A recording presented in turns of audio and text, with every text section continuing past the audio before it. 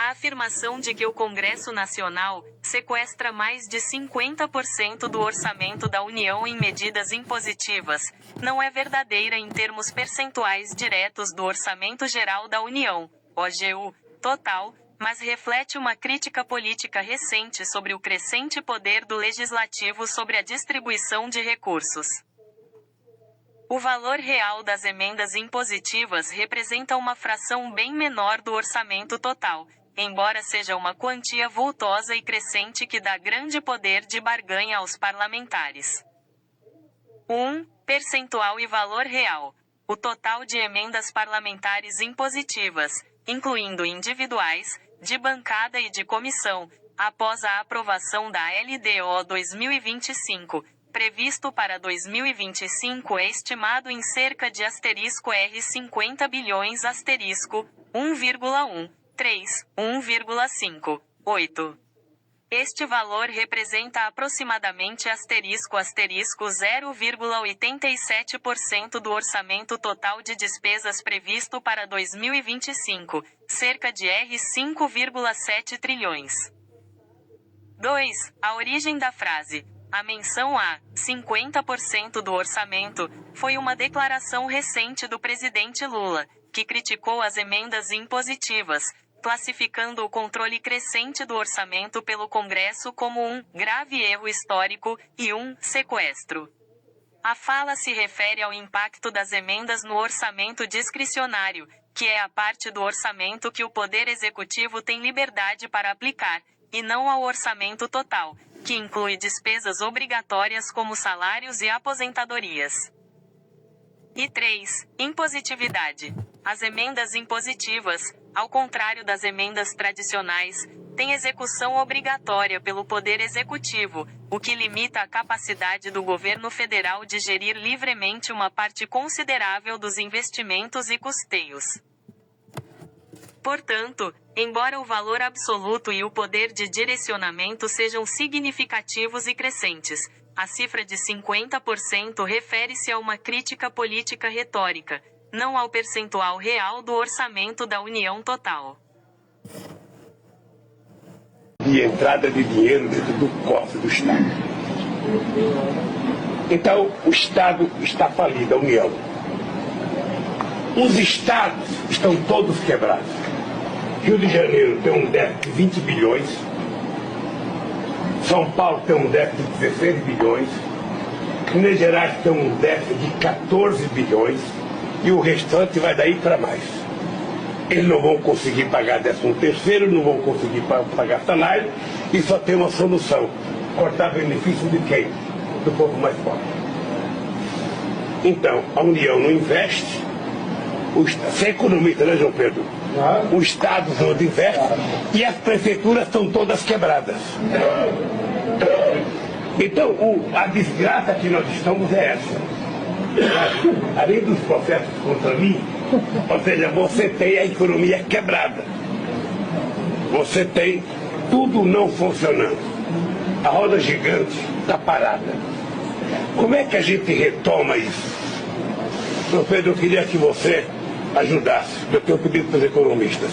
O que o Brasil faz que depende dos outros? No que o mundo pode ajudar o Brasil? Se o mundo voltar a crescer, ajuda o Brasil nas exportações. Mas para exportar, nós temos que ter competitividade. Então, eu estou falando para vocês. Então, nós temos um problema que, na minha opinião, é a única solução que nós temos, que é o nosso querido de fazer um ato. Eu acho que eu posso ser chamado de louco, mas é isso. É isso. Ou o Brasil. Tem duas coisas que o Brasil pode fazer. O Brasil pode chegar e para a televisão dizer o seguinte: olha, nós não vamos quebrar. Esse negócio de dizer que a gente vai chegar no fundo do poço e depois a gente vai subir, quem já teve poço em casa sabe como é que é. A hora que você deixa secar, demora para nascer água. Demora. É bom não deixar secar. Boa noite. Olá, boa noite. O Congresso aprova 13 bilhões de reais em emendas parlamentares. E determina que o governo repasse essa verba antes da eleição do ano que vem. O presidente Lula disse que o Legislativo sequestra o orçamento da União. Sinto-me autorizado a alertar a nação brasileira de que este é apenas o primeiro passo. Porque essa maioria de circunstâncias tem todo o tempo a seu favor para continuar na sua sanha reformadora. Foi muito forte o que disse o ministro Joaquim Barbosa. Vocês concordam com ele? Plenamente, plenamente. Eu venho apontando isso faz tempo aqui no jornal, a gente já discutiu isso várias vezes. O que ele quer dizer com sanha reformadora? É a ocupação do Supremo Tribunal Federal por gente indicada pelo PT que vai interpretar a Constituição, as leis, conforme os interesses políticos do partido. Por que tem todo o tempo a seu favor? Porque essas pessoas ficaram muito tempo no tribunal. São jovens indicados, por exemplo, Dias Toffoli. Quantos anos ele tem? 40. Aposenta com quanto no STF? 70? 30 anos trabalhando para o PT lá. E esse é o critério que será usado nas próximas nomeações. Sobretudo se dona Dilma Rousseff for eleita. Muito provavelmente o próximo presidente poderá indicar até 5 novos ministros. 5. Vocês imaginem a dona Dilma indicando mais 5. Quem é que estará lá?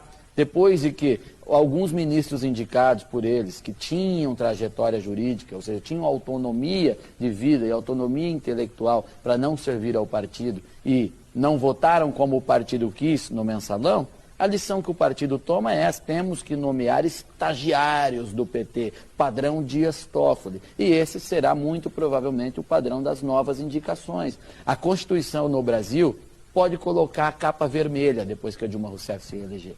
Pode trocar a capa, porque ela servirá exclusivamente aos interesses do PT. O presidente que não gosta de roubar. Dos governos Lula e Dilma eu não quero nem lembrar. Só tem cabra safado e ladrão de celular. Limparam a Caixa, os Correios e a Petrobras. E agora Lula volta dizendo: vou roubar mais. Lula não é inocente, nem ninguém do PT. Roubou o dinheiro do povo pra se manter no poder. Mente e fala bobagem, a mulher morta com os... Gente, não tô acreditando no que tá acontecendo. Alexandre de Moraes foi patrocinado pela Coca-Cola. E aí eu tô assim, não pode ser. Não pode ser. E aí ele foi fazer um discurso lá e tal, e o patrocínio era da Coca-Cola nesse evento. Gente, por favor, Trump, corta isso. Epa, o cara tá na lei magnífica e tá sendo patrocinado por uma empresa como a Coca-Cola, por exemplo. Não dá. Não dá. Primeiro que esse cara ainda fazendo palestra, eu fico me imaginando quem consegue ouvir o que esse cara tem pra falar. Aí sendo patrocinado pela Coca-Cola, gente, fala sério. Bora tomar Guaraná agora? Ah, por favor, ô Coca-Cola. Patrocinar um cara que tá na lei magnífica. Ah, olha, vou falar pra vocês, gente. Nosso país já foi sério, né? Um dia. Bom, eu lembro que era sério na época do Bolsonaro. Depois disso, já não sei. Agora, esse aí tá fingindo que a lei nem pegou ele. Ô, Trump, tem que pegar mais rígido com esse cara. Bota pra quebrar. Ele tá fingindo que não é nada com ele. Provavelmente tá usando o cartãozinho da mamãe, da vovó, da titia. Você entendeu? Corta o barato desse cara pela raiz. Que é isso que ele tá fazendo com a gente aqui também. Bolsonaro tá preso.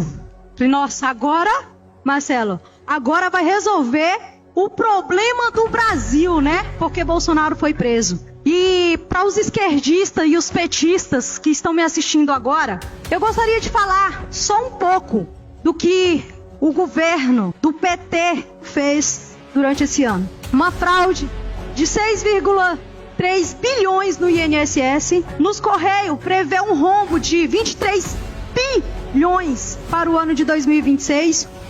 Um rombo de 50 no Banco Master. Fracasso total na COP30 aqui